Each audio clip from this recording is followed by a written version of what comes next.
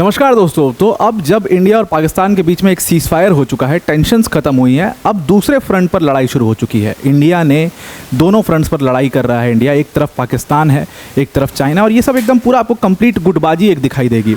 अब यहाँ पर क्या हुआ है कि चाइनीज़ स्टेट मीडिया जो है, या टर्किश स्टेट मीडिया है, या पाकिस्तान की जो मीडिया चैनल्स हैं, ये सब बहुत सारा मिस इन्फॉर्मेशन डिसइन्फॉर्मेशन फैलाने की कोशिश कर रहे हैं। इसमें देखिए हमारे इंडियन चैनल्स ने भी कुछ अच्छा काम नहीं किया है। इसमें बहुत सारे ऐसे इंडियन चैनल्स थे जिन्होंने बहुत फेक न्यूज़ेस जो हैं वो दिखाई हैं लगातार लोगों को, और इसलिए लोगों का जो है भरोसा भी उससे उठता चला जा रहा है। मैंने देखा बहुत सारे न्यूज़ चैनल्स ने जो चीज़ नहीं भी थी उसको भी दिखा दिया, और ऐसा ये बहुत गलत है। इससे क्या होगा, ट्रस्ट बहुत इससे ख़राब होता है, और बाकी लोग भी ना इस चीज़ को यूज़ करते हैं कि देखो इंडिया का चैनल तो बेबुनियाद कुछ भी दिखाता है, मतलब इंडिया जो भी बोल रहा है वो गलत ही बोल रहा है। इस तरीके से तो न्यूज़ चैनल्स को थोड़ा सा जिम्मेदारी से इसमें काम करना चाहिए था। बहुत सारी फेक न्यूज़ इसमें दिखाई। बहुत सारे लोगों ने तो ये बता दिया था कि आसिम मुनीर को अरेस्ट कर लिया गया है, इस्लामाबाद में भारत का झंडा फहर रहा है, दुनिया भर की ऐसे सब फालतू की जो खबरें हैं वो दिखा दिया गया था, और उसकी वजह से ये एक नैरेटिव क्रिएट होता है। वही दूसरी तरफ वही काम पाकिस्तान है, पाकिस्तान का मीडिया चैनल्स हैं, चाइना के मीडिया चैनल्स हैं, टर्किश स्टेट मीडिया है, ये सब मिल करके एक पूरी मतलब साजिश के तहत गुटबाजी करके इसी तरीके की मिस इन्फॉर्मेशन ऑपरेशन सिंदूर के बारे में लोग दिखा रहे हैं। डिटेल में डिस्कस करते हैं, और इसीलिए भारतीय सरकार ने ये डिसीजन लिया कि इन सारे चैनल्स को बैन करो। टीआरटी वर्ल्ड हो गया, ग्लोबल टाइम्स हो गया, इन सबको बैन करो, क्योंकि ये वो लोग हैं जो भारत के ऑपरेशन सिंदूर को निगेट करने की कोशिश कर रहे हैं, एक फॉल्स नैरेटिव गढ़ने की कोशिश कर रहे हैं। तो डिटेल में इसको डिस्कस करते हैं, पर वीडियो में आगे जाने से पहले एक छोटी सी अनाउंसमेंट है अनअकैडमी टीम की तरफ से कि अनअकैडमी ने यहाँ पर यूपीएससी सीएससी का प्रीलिम्स 2025 अगर आप दे रहे हो तो आपके लिए प्रीलिम्स मॉक ड्रिल लॉन्च किया है। यहाँ पर 13 से 15 मई तक जो है वो जीएस के टेस्ट होंगे रोज़ सुबह 9:30 बजे आपके, और 16-17 मई को सीसैट का टेस्ट होगा 2:30 बजे। उसके बाद 18 मई को ग्रैंड टेस्ट होगा जीएस सीसैट 9:30 बजे सुबह जीएस, और सीसैट 2:30 बजे शाम को। ये टेस्ट जो है वो आपके होंगे, और हज़ारों बच्चे इन टेस्ट को देते हैं, और हज़ारों बच्चों में आपकी ऑल इंडिया रैंकिंग आती है, जिससे आपको पता लग पाता है कि आप एग्जैक्टली कहाँ पर स्टैंड करते हैं और आप कितना बेहतर जगह पे आपकी तैयारी कितनी चल रही है। इससे आपका रिवीजन भी होता है। बहुत अच्छे क्यूरेटेड क्वेश्चन होते हैं, इसको आप ज़रूर से अटेम्प्ट करिए। डिस्क्रिप्शन में इसकी लिंक दी हुई है, उस लिंक पर जाकर के आप इस टेस्ट को फ्री ऑफ कॉस्ट अटेम्प्ट कर सकते हैं।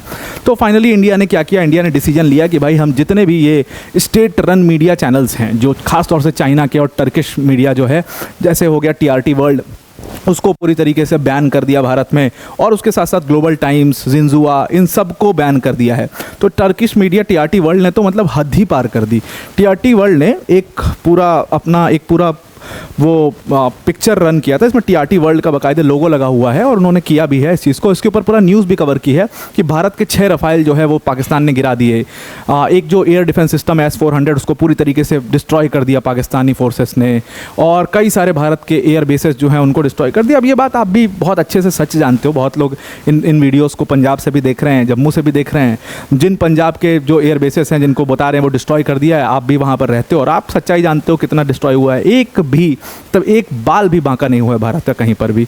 शेलिंग से जो थोड़ा बहुत नुकसान हुआ 100% हुआ है, उसको भारत की मीडिया ने दिखाया है, और उसको जो गवर्नमेंट है वो उसको एक्सेप्ट भी करे कि शेलिंग से यहाँ पर ये नुकसान हुआ है। लेकिन मिसाइल गिर गया, पूरा एयरबेस डिस्ट्रॉय हो गया, S-400 डिस्ट्रॉय कर दिया, रफ़ाइल गिर गया, पायलट हमारे कब्जे में, दुनिया भर के फर्जी खबरें जो है वो ये टीआरटी वर्ल्ड ने छापा, उसको दिखाया, उसके ऊपर एक पूरा कवरेज किया, एक लाइव कवरेज उसके ऊपर की कि भारत का इतना नुकसान हुआ। तो वही एक पूरा फॉल्स नैरेटिव गढ़ने की कोशिश। सेम काम ग्लोबल टाइम्स और जिंजुआ ने भी किया है।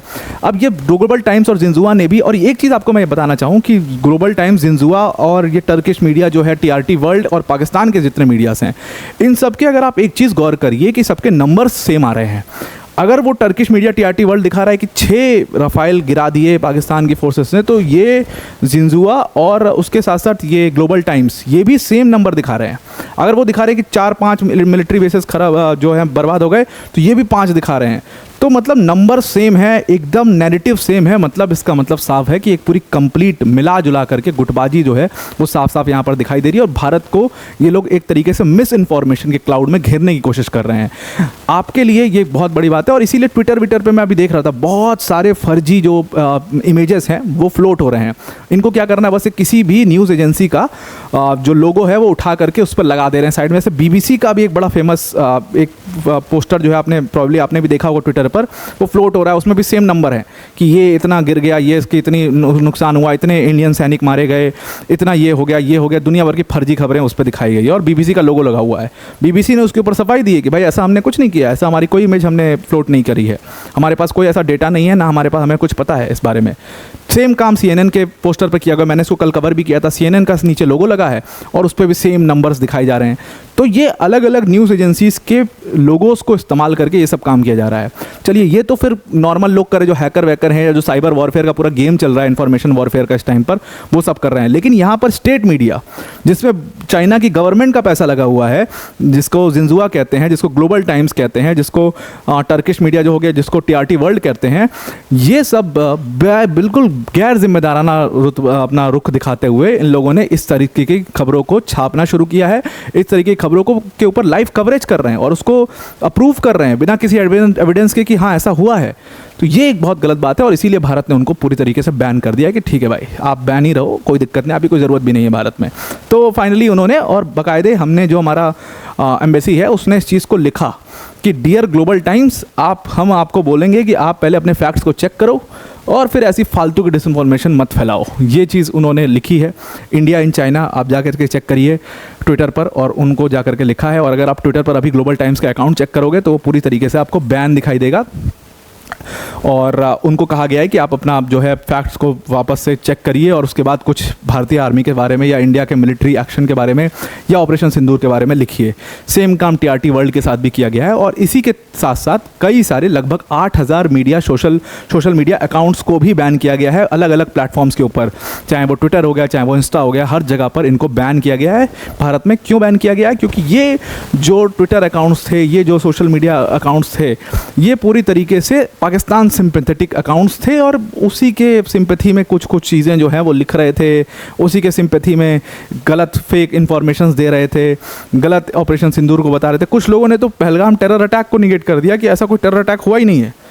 कुछ लोगों ने तो ये भी दिखा दिया कि ऐसा कोई टेरर अटैक नहीं हुआ, ये खुद करवा दिया, ये बीजेपी ने कराया है। दुनिया भर की ऐसे फर्जी खबरें जो हैं वो वहाँ पर दिखाई जा रही थी। तो उसको देखते हुए भारतीय सरकार ने ये इंपॉर्टेंट डिसीजन लिया। 8000 Twitter accounts, 8000 social media accounts को उन्होंने बैन कर दिया है। ऑपरेशन सिंदूर को लेकर के जितनी भी मिस इन्फॉर्मेशन है, इससे आप भी दूर रहिए खास तौर से। और यहाँ पर भारतीय जो मिनिस्ट्री ऑफ एक्सटर्नल अफेयर्स है उसने भी अपना बयान इसके ऊपर जारी किया है कि देखो, ये जो चीज़ आप लोग बिना सोचे समझे, बिना फैक्ट्स को वेरीफाई किए छाप दे रहे हो, अपने न्यूज़ चैनल्स पर दिखा दे रहे हो। कोई पर्सनल बंदा अपने अकाउंट से पोस्ट करे वो बात अलग है, लेकिन आप न्यूज़ चैनल पर उस चीज़ को दिखा दे रहे हो जिसको दुनिया देख रही है। तो ये मतलब आपके जर्नलिस्टिक एथिक्स के बिल्कुल अगेंस्ट है, आप ऐसा कर रहे हैं तो। और ये आपके लिए एक बहुत बड़ा नुकसान है, आपकी क्रेडिबिलिटी पर सवाल उठ गया। आप बैन तो हो ही गए भारत से, लेकिन बाकी देशों में भी आपकी क्रेडिबिलिटी क्या रह गई? कुछ नहीं रह गई, आपकी क्रेडिबिलिटी जीरो रह गई। ग्लोबल टाइम्स की क्रेडिबिलिटी क्या रह गई? जीरो रह गई। अब ग्लोबल टाइम्स जब भी आपकी नज़र के सामने कहीं भी आएगा तो आप क्या कहोगे कि अरे ये तो फर्जी मीडिया है, और ये आएगा आपका टीआरटी वर्ल्ड और ग्लोबल टाइम्स तो मैं वैसे भी नहीं देखता था, आपको भी नहीं देखना चाहिए। सब बहुत ही ज़्यादा फर्जी खबरें और सिर्फ चाइनीज़ सेंट्रिक, पाकिस्तान सिंपैथेटिक खबरें ये न्यूज़ मीडिया चलाते रहते हैं। तो उससे आपको दूर रहना। तो फाइनली अकाउंट उनका इसीलिए विथहेल्ड कर दिया गया है। अब चाइना की जो साजिश है, देखिए इस टाइम पर हमारे मिनिस्ट्री ऑफ एक्सटर्नल अफेयर्स ने भी कहा, और प्रेस इंफॉर्मेशन ब्यूरो की जो ये फैक्ट चेक यूनिट थी उसने भी काफ़ी अच्छा इसमें काम किया है। उसने लगातार बड़े ही एक्टिवली जितने भी ऐसे इमेजेस फ्लोट हो रहे हैं, जितने भी ऐसे नैरेटिव्स, फेक नैरेटिव्स फ्लोट हो रहे हैं, उनको तुरंत फैक्ट चेक करके वो बता रहा है कि सही है, गलत है, फेक है, रियल है, फेक है, तुरंत बता रहा है। और तुरंत उसको फिर, मेरे पास तो बहुत सारे, मैं तो पीआईबी खोल के बैठा हूँ, जैसे ही आ रहा है पीआईबी का कोई भी इमेज इस तरीके की जो उनकी यूनिट निकाल के ला रही है कि फेक है, मैं तुरंत अपने ट्विटर पर उसको जो है पोस्ट कर दे रहा हूँ। या मतलब आप अपने ट्विटर पर देखिए, उसको पोस्ट कर दीजिए। मतलब मेरा अपना अकाउंट तो नहीं है ट्विटर पर, मतलब फैमिली अकाउंट से मैं उसको पोस्ट कर रहा हूँ। और पूरा मतलब एक्टिवली उस चीज़ को आप भी अपने स्टेटस वगैरह पे लगाइए और इसको आप फैलाइए इस चीज़ को कि ये सब फेक चीज़ें हैं जो खबर में फैल रही हैं। अब यहाँ पर लोगों को भाई नहीं समझ आ रहा है, लोग नहीं पता है, उनको पता लगना चाहिए कि ये फर्जी नैरेटिव जो है वो क्रिएट किया जा रहा है। इसी तरीके का एक नैरेटिव मैं आपको दिखाता हूँ। ये देखिए, ये एक जो वीडियो है ये काफ़ी ज़्यादा इस समय वायरल हो रही है। अब ये वीडियो, ऐसी कोई वीडियो है ही नहीं, ये इमेज पूरी वायरल हो रही है और कहा जा रहा है कि देखो ये जो बंदा है ये जम्मू में सोल्जर है, इंडियन आर्मी का सोल्जर है, और ये क्या कह रहा है, ये बेसिकली कह रहा है पहलगाम टेरर अटैक के ऊपर क्वेश्चन कर रहे हैं, और ये कह रहा है कि जो पूरे फॉल्स फ्लैग थ्योरी है पाकिस्तान की, उसको आगे बढ़ा रहा है। अब देखिए फॉल्स फ्लैग थ्योरी क्या है पाकिस्तान की, बेसिकली ये यूनाइटेड नेशन सिक्योरिटी काउंसिल में पाकिस्तान ने उठाई थी, जिसको यूनाइटेड नेशन सिक्योरिटी काउंसिल ने रिजेक्ट कर दिया था। पाकिस्तान ने कहा फॉल्स फ्लैग थ्योरी के तहत कि भारत में जो पहलगाम टेरर अटैक हुआ है, या कोई भी टेरर अटैक अगर भारत में होता है तो भारत उसका इल्ज़ाम सीधा पाकिस्तान के ऊपर डाल देता है, हालांकि पाकिस्तान का उससे कोई लेना देना नहीं होता, और पाकिस्तान जो है वो उसका कोई लेना देना उसमें नहीं है। ये लोग खुद भारत के जो लोग हैं, जो जम्मू कश्मीर में प्रॉब्लम चली उसकी वजह से कुछ युवा खड़े हुए हैं जो मतलब रिवोल्ट वोल्ट कर रहे हैं, ये सब दुनिया भर के फालतू की थ्योरी एक पाकिस्तान ने बना करके, और उनके मिनिस्टर्स ने कई बार मीडिया पर भी कहा है और उसी को प्रमोट करने की कोशिश करते हैं। तो वही फॉल्स फ्लैग थ्योरी को इस वीडियो के तहत प्रमोट करने की कोशिश की जा रही है कि सोल्जर उसको अप्रूव कर रहा है कि हाँ ये इसमें बीजेपी का हाथ है, इसमें नरेंद्र मोदी सरकार का हाथ है, और ये ऐसा कुछ नहीं हुआ है, पाकिस्तान का इसमें कोई हाथ नहीं है, ये दुनिया भर की।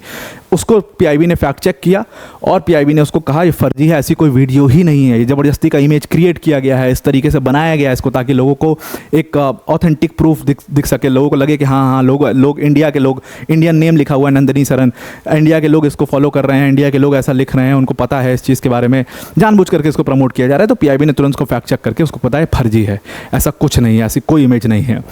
दूसरी तरफ यहाँ पर मिनिस्ट्री ऑफ एक्सटर्नल अफेयर्स का हमारा एक बयान आया है, इसको किंजल सर ने कवर भी किया हुआ है, और उसमें उन्होंने बोला है कि देखो ये जो चाइना कर रहा है अरुणाचल प्रदेश में, अरुणाचल प्रदेश के डिस्ट्रिक्ट को फिर से बदमाशी करी है, अरुणाचल प्रदेश के डिस्ट्रिक्ट का नाम बदल करके अपना नाम चाइनीज़ नाम रखना और अरुणाचल को अपने मैप में दिखा देना, ये सब जो काम कर रहा है, देखो ये सब काम करने से कुछ होने जाने वाला है नहीं। तो अरुणाचल तो भारत का है ही हिस्सा, और वो हमेशा भारत का अभिन्न हिस्सा रहेगा, उसको आप नाम बदल करके थोड़ी ले लोगे अपना। तो ये सब फर्जी की कारण से कोई रियलिटी में चेंज नहीं आएगा, ये मिनिस्ट्री ऑफ एक्सटर्नल अफेयर्स ने कहा है, किंजल सर ने इसको कवर भी किया होगा। तो अब आपको पूरा ये आर्टिकल समझ में आ चुका होगा। बहुत ज़्यादा सतर्क और बच करके रहिएगा इसमें से इन्फॉर्मेशन, पूरा जो वॉरफेयर चल रहा है इससे इन्फॉर्मेशन वॉरफेयर में, और बहुत ज़्यादा सजग रहिएगा और उसके एक एक फैक्ट को चेक करके ही आप उस पर बिलीव करिएगा। तो आपको पूरा आर्टिकल समझ में आ गया होगा। वीडियो को एंड करने से पहले अनअकैडमी टीम की तरफ से बड़ी अनाउंसमेंट है कि अनअकैडमी ने यहाँ पर आपके लिए प्रीलिम्स मॉक ड्रिल लॉन्च किया है। 13 से 15 में जीएस टेस्ट होंगे 9:30 बजे रोज, और उसके बाद 16-17 मई को सीसैट के टेस्ट होंगे 2:30 बजे। उसके बाद 18 मई को जीएस सीसैट के टेस्ट होंगे सुबह 9:30 बजे और 2:30 बजे शाम को, दोपहर में। तो इस टेस्ट को आप ज़रूर से दीजिए, हज़ारों बच्चे इस टेस्ट को देते हैं और काफ़ी सक्सेसफुल होते हैं, आप भी इस टेस्ट को ज़रूर से दीजिए। तो आई होप आपको पूरा आर्टिकल समझ में आ गया होगा। वीडियो को आज के लिए इतना ही। Thank you and have a nice day.